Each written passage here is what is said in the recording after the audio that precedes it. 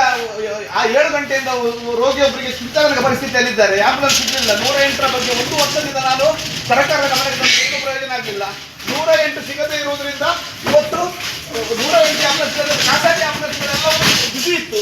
ಇದೀಗ ಗೂಡ್ಸ್ ಟೆಂಪೋದಲ್ಲಿ ನಾವು ಒಂದು ಕಾಟ್ ಇಟ್ಟು ಪರಿಸ್ಥಿತಿ ತಗೊಂಡು ಬರುವಂತ ಪರಿಸ್ಥಿತಿ ನಮ್ಮ ಉಡುಪಿ ಜಿಲ್ಲೆಗೆ ಬಂದಿದೆ. ಅಂದ್ರೆ ಅದಕ್ಕಿಂತ ಜಿಲ್ಲಾಧಿಕಾರಿ ಅವರು ಯಾಕೆ ರೀತಿ ತೋರುವುದಿಲ್ಲ? ನಾವು ಎಷ್ಟು ಸಲ ಹೇಳಿದ್ದೇವೆ, ನೀವು ಈ ಉನ್ನತಾಧಿಕಾರಿಗಳು ದಯಮಾಡಿ ಒಂದು ವ್ಯವಸ್ಥೆ ಮಾಡಿ. ಒಬ್ಬರ ಜೀವನದಲ್ಲಿ ನೀವು ಆಟ ಆಡೋದು ಖಂಡಿತ ಸರಿಯಲ್ಲ. ತುಂಬಾ ಉಲ್ಬಣಗೊಂಡಿದ್ದಾರೆ ಅವರು. ಈ ರೀತಿಯ ಪರಿಸ್ಥಿತಿ ಯಾಕೆ ನಮ್ಮ ಉಡುಪಿ ಜಿಲ್ಲೆಗೆ ಬೇಕಾ?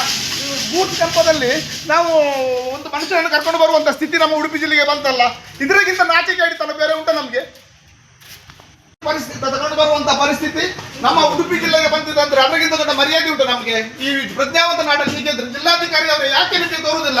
ನಾವು ಎಷ್ಟು ಸಲ ಹೇಳಿದ್ದೇವೆ, ನೀವು ಈ ಉನ್ನತಾಧಿಕಾರಿಗಳು ದಯಮಾಡಿ ಒಂದು ವ್ಯವಸ್ಥೆ ಮಾಡಿ. ಪರಿಸ್ಥಿತಿ ಸೀರಿಯಸ್ ಇದ್ದಾರೆ. 2 ಗಂಟೆ ಆಯ್ತು ಇವರು ಸೀರಿಯಸ್ ಆಗಿ. ಅಣ್ಣ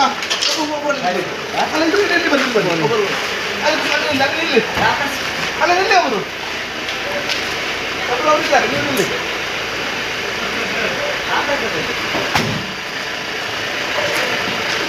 ಸ್ಟ್ರೈಟ್ ಹೋದ್ರೆ ಹೈವೇ ಹೋಗ್ತಲ್ಲ, ಸೀದಾ ಹೋಗ್ಬೋದಲ್ಲ ಹೈವೇಗೆ ಹೋಗ್ತಲ್ಲ.